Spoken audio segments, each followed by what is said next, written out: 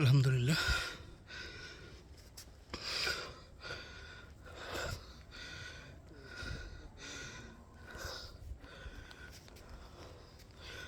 সীতাকুণ্ডর চন্দ্রনাথ পাহাড়ে এসেছি সূর্যাস্ত দেখার জন্য। অনেক কষ্ট হয়েছে। দেখুন, শুধুমাত্র সূর্যাস্ত দেখার জন্য এত দূরে চলে এসেছি আমি। দেখুন, এখান থেকে কত সুন্দরভাবে সূর্যটা অস্ত যাচ্ছে। আপনাদের আরো সুন্দরভাবে দেখাই। দেখুন, ওয়াও, কি চমৎকারভাবে বঙ্গোপসাগরের একদম বঙ্গোপসাগরের ভিতরে সূর্যটা অস্ত যাচ্ছে। আমি এখন রয়েছি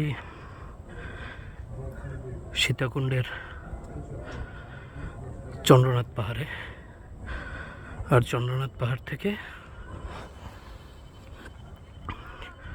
আপনাদেরকে সূর্যাস্তটা দেখাচ্ছি। আসলে সূর্যটা কীভাবে অস্ত যাচ্ছে দেখুন সবাই।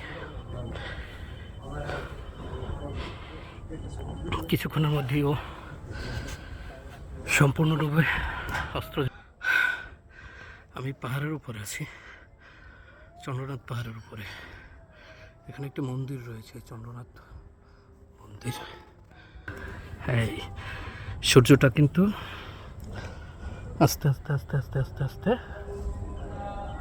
সে অস্ত গেল। পাহাড়ের উপরে বসে সূর্যাস্ত দেখা এটা সত্যিই ভাগ্যের ব্যাপার। যেটা আসলে খুব সকালে বরিশাল থেকে রওনা দিয়েছি, এখানে আস্তে আস্তে সন্ধ্যা হয়ে গেছে। এখানে এসে যে সুন্দরভাবে সূর্যাস্তটা দেখতে পারবো, এটা আসলেই ভাগ্যের ব্যাপার। তারপরও দেখলাম অবশেষে সূর্যাস্ত। আলহামদুলিল্লাহ। খুব দেখাই আপনাদের। এই দেখুন, সীতাকুণ্ড শহর, পাশেই হলো সীতাকুণ্ড মন্দির, এবং পাশেই এই যে নিচে দেখা যাচ্ছে সীতাকুণ্ড শহর, ওই পাশে বঙ্গোপসাগর, আর এ পাশেও দেখুন পাহাড়। আমি চট্টগ্রামের সীতাকুণ্ড পাহাড়ের উপরে রয়েছি। আলহামদুলিল্লাহ।